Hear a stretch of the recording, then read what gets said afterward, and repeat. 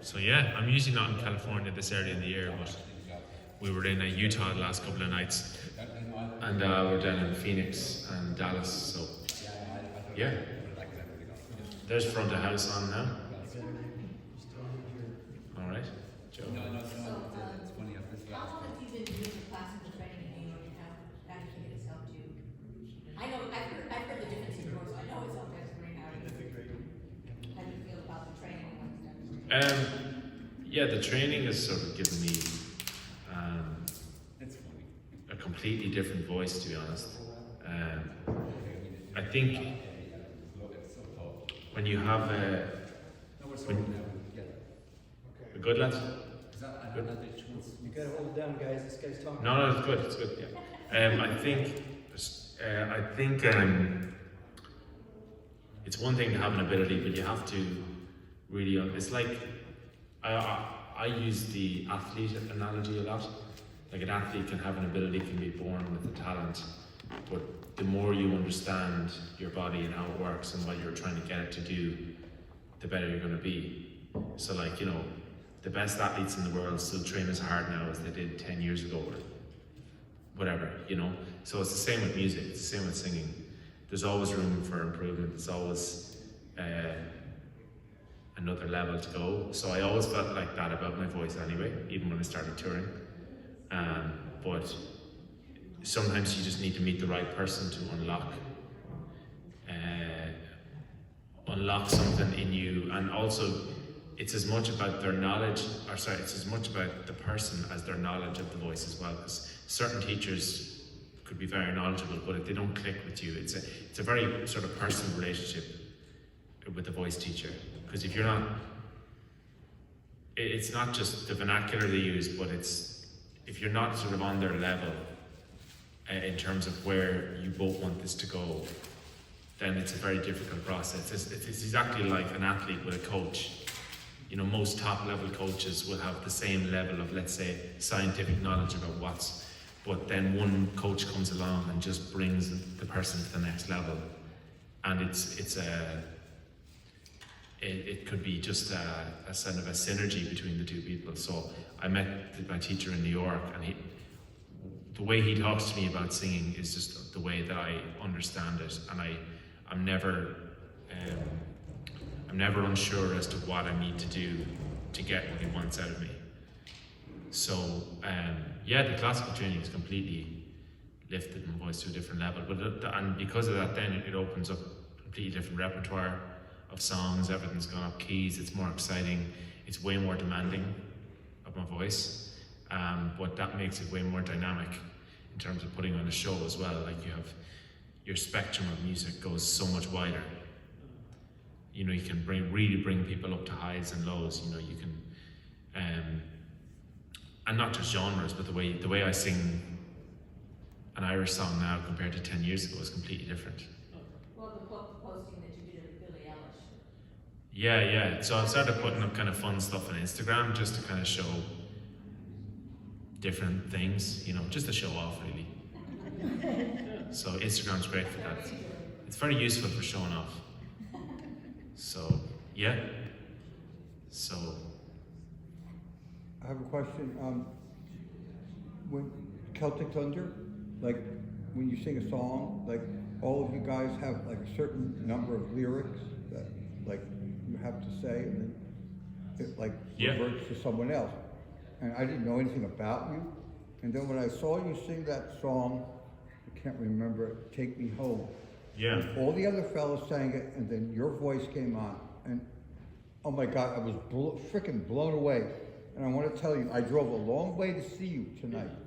I did. I live in Southern California. Oh my gosh. I drove alone, and my wife absolutely forbid me to come to see you.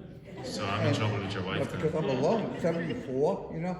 And I couldn't believe what I heard. Business. And I said to myself, when I heard you, I said, if this fella ever sings solo, I would go. Well, you're very welcome. Thank you for coming. But I want to know from you right now, when your voice is unimaginably beautiful, and I want to know, when is the first time, when you were younger, that you were professionally paid to sing? I want to know that right When was now. my first paid gig? Yes, that's it. Well, growing up in Ireland, I had a myself, my siblings, and my dad used to go around Ireland playing at weddings. So I would sing, my sister would sing, I'd play violin, my brother played the cello, my dad played piano. So I guess you could say they were the first gigs that we did. Now, the fees weren't amazing, but it wasn't about that at the time. It was about being able to share music, to learn your craft in a way. And we were singing at church all the time anyway. My dad was a music minister at a church, so it was just kind of a continuation of what we had already done as kids. But that was probably the first time I realised, yeah, you could make a career out of this. I didn't catch how old you were. How old was I?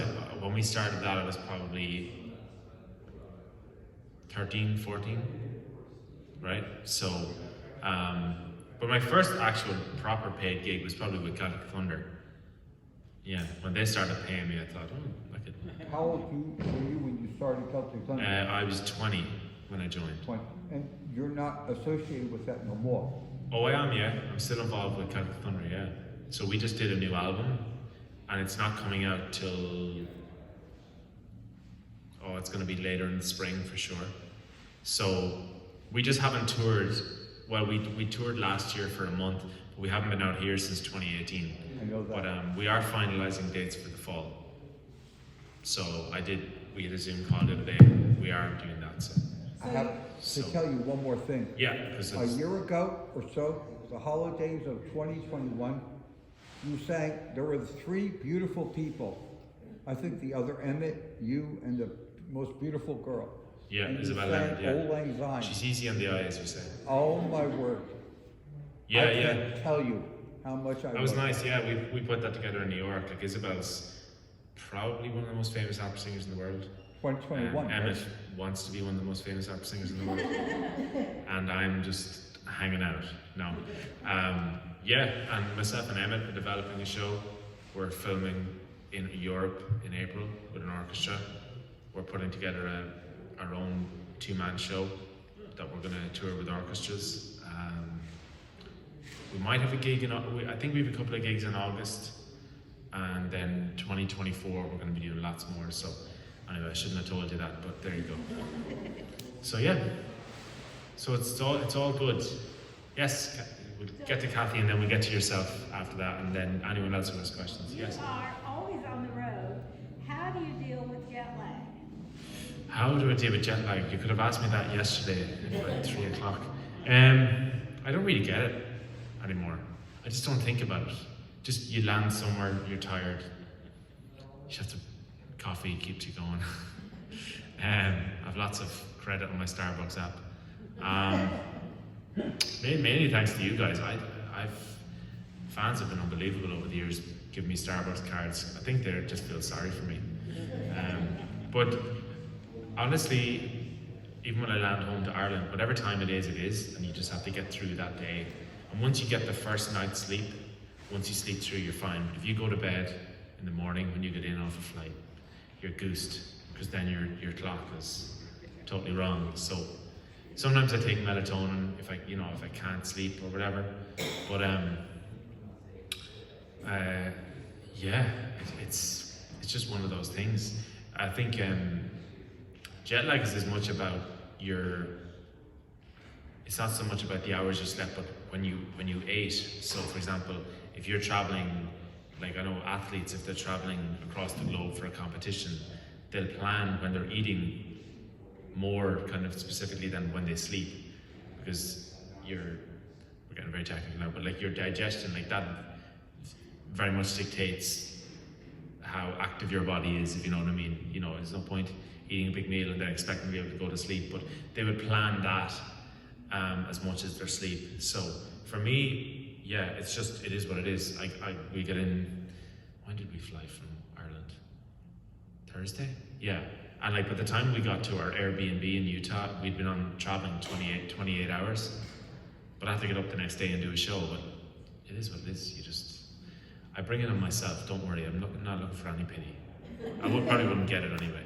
I just want to say one more thing. Yes. We just realized today perform. as a Wow. solo performer. Wow. Obviously, If you get to California, we'll go. you're guaranteed to have you guys here. Well, that's okay with me. But I especially like Los Altos. You did, yeah. We're up with these guys, Kathy and Norm, have a beautiful church up in Los Altos, and we went up to visit their community. It was the final show of 22, and I had to jet to the airport then.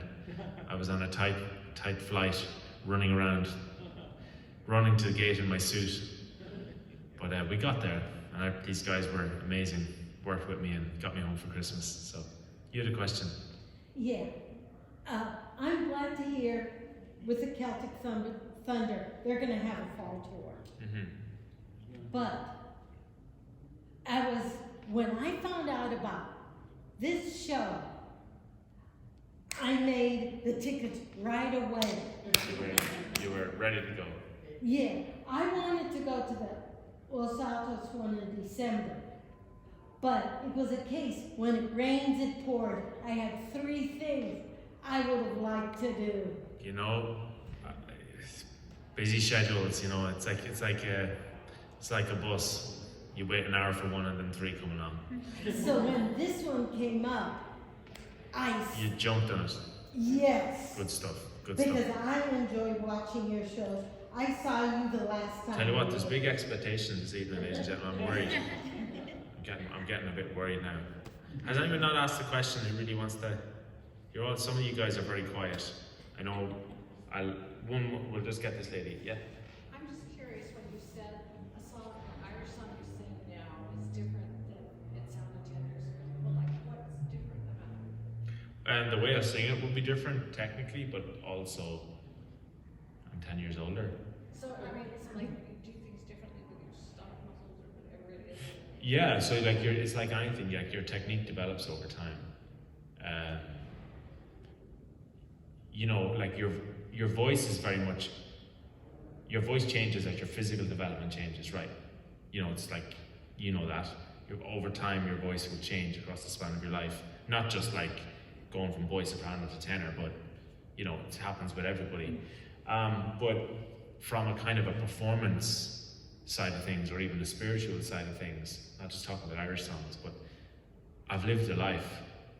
I've had experiences, good and bad. You have to bring all that to your singing. I never sing a song in my concert that I can't. I'll never include a song if I can't see part of myself in it, or in the person it speaks about, because otherwise you're just a bad actor, right? So for me, singing is so closely connected to who I am. So I need to find something in there. And I think that comes across. I mean, you can be the judge of that, but It does come across, and it's very interesting that you talk about it not just being from your voice lessons that have changed, but how your experience has changed too. I mean, everyone wants to hear a good singer, right?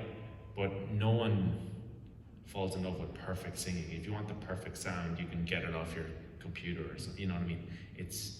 You need those little grainy moments, of those moments of vulnerability.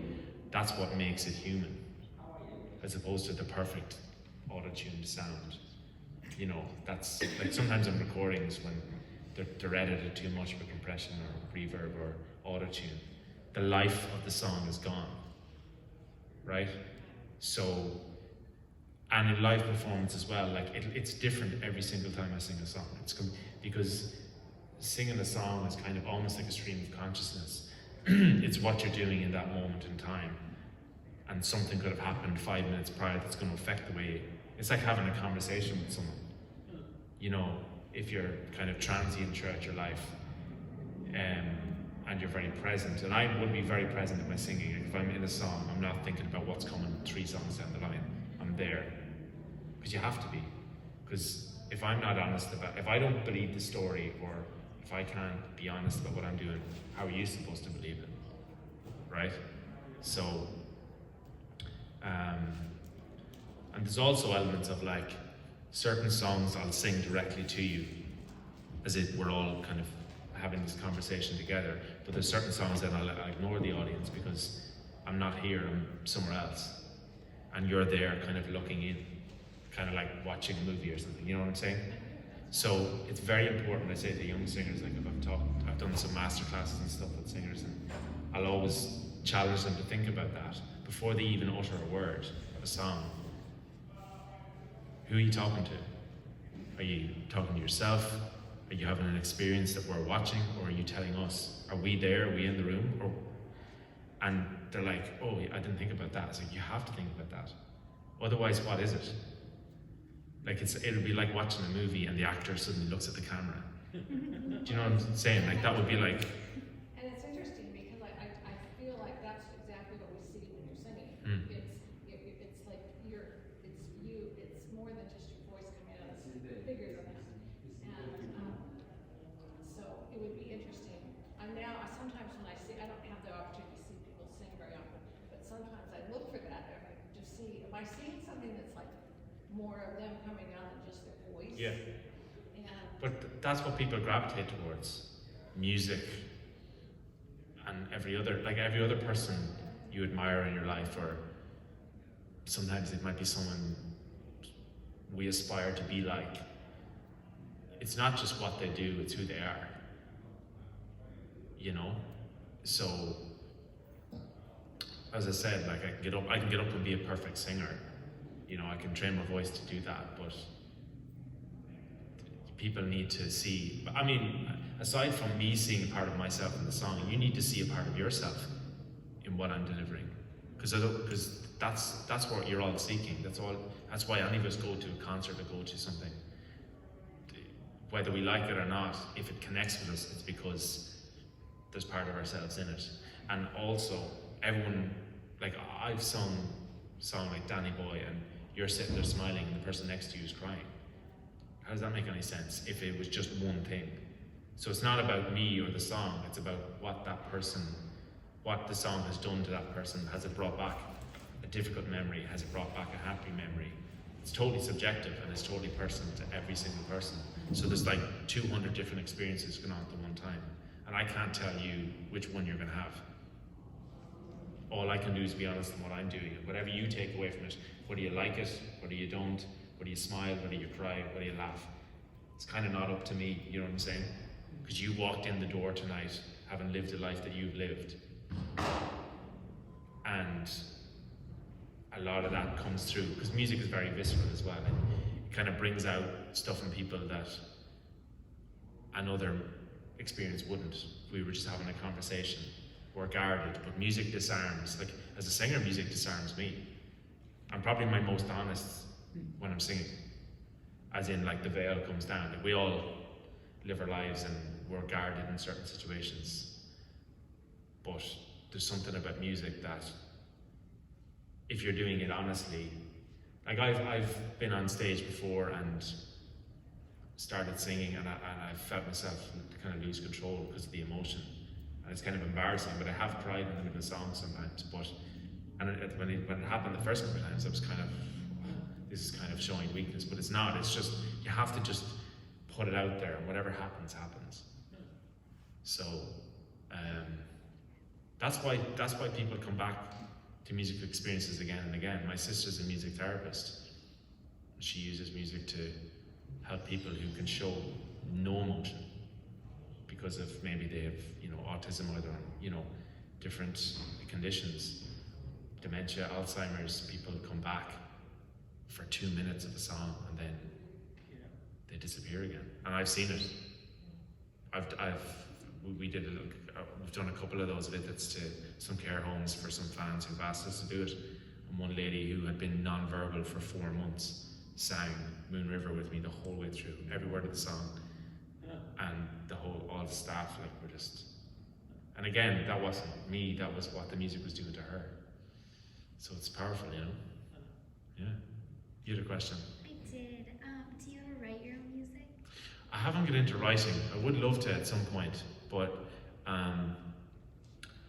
my focus in music has always been, I suppose, working a lot on my voice, and I've sing so many different styles. I would love to at some point. As I said, if it was to write something, I'd have to, thanks a million, Mark, appreciate it. See, told you, coffee, keep me going. Thanks, Mark. And a nice cup as well. I think I will down the line. I think in many ways, I feel like I need to have been through something that would inspire me to do it. Like sometimes, you know, they say that you don't know what love is till your heart is broken. You know the way you need to kind of break through, almost have those experiences to know what real experiences are. So for me, I would love to write. Musically, I know I could write something now, but I would need a concept or you know, something to go along with that. It's like Elton John has never written one word of any of his songs. Tim Rice wrote all the. Was it Tim Rice? Bernie Taupin. Well, oh, sorry, Bernie Taupin. Yeah, he was. Yeah, in the early days. Yeah. So he was an amazing musician, but then of course when he got the lyric, he could really bring it out there. But they aren't his words. But you don't think about that because you can. But there was a dream team. It was a collaboration that worked. So maybe I need a Bernie. We'll do one last question, then we'll get some photos. Yeah, go for it. Two quick things. I just want you to know that how lucky, I don't know how many people are here. This is like amazing for me to see you in this like really like intimate setting. And I want to like just tell you how lucky all of us are to see you like this. But first and foremost, I wanted to thank you for your voice, but I said, oh no, I should maybe thank your parents because maybe it's genetic. I just wanted to thank you. My mom would love that, God. I never heard anyone like you, okay? So thank you very much. I appreciate that. Just to let you know. No, I appreciate that. Thank you. It's a nice thing to hear. Again, I see the Irish humility in me. One thing you need to learn about Irish people is we cannot take a compliment. As soon as you start giving me a compliment, or I'm thinking, right, how do I like? It's like I have a kind of like if a pitcher was lining up with his compliment and I'm just there with the baseball bat, just ready to send it somewhere else. We can't take a compliment, so I appreciate that, but. Okay. Someone just told me just say thank you. I can't agree because it's just it's an Irish true. thing. It's Irish humility and kind of it's just the way we are. I don't know, is it a Catholic thing? I'm not sure. So great to have you guys here. It's gonna be a lovely evening, hopefully. And so actually after the concert they're gonna have like coffee and cake and refreshments and stuff like that for everybody as well, I was told. So I've been busy baking all morning, so you better eat all the cake. I'll be very offended. If you guys don't have any more questions, we can get some photos. Unless you do. You know me, I'm Irish, I'll talk all day, but okay, last question, we get a photo. I was into music, but I played two instruments just for my own purposes. But what I enjoy about you and all Don't the give me a compliment, I can't take it. you and all of the Celtic Thunder and other people is when you can see the music come out of the body as they sing.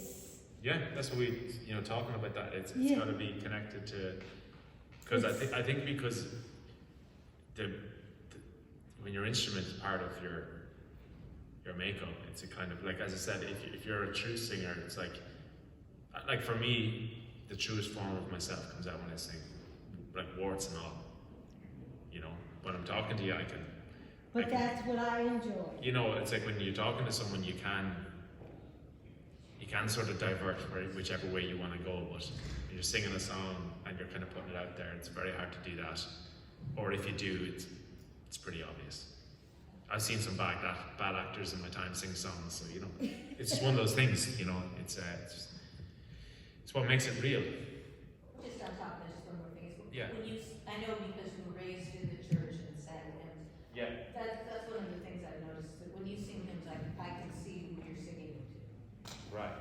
And that touches me. Yeah. So I appreciate seeing your spirituality and your love Yeah, when you sing hymns. I think you bring everything to that. Like I'm singing hymns now that my dad taught me when I was 5 years of age. So you have to bring that every time you perform. So we get some photos. So we'll just start over here and we just work our way across. You guys have cameras? I am not a good selfie. All right, come on up. How are you? Okay. Good. Good to see you. Nice to meet you. Hi, nice to How are meet you? you. How's it going? Thank Do you want to come up here or will I come down to you? Oh, whatever. Yeah, come on, I'll come down to here. Okay. Makes more sense. All right, 1, 2, 3. All right. Beautiful. Thank you, Darren. Good to see you. Come on ahead, guys. No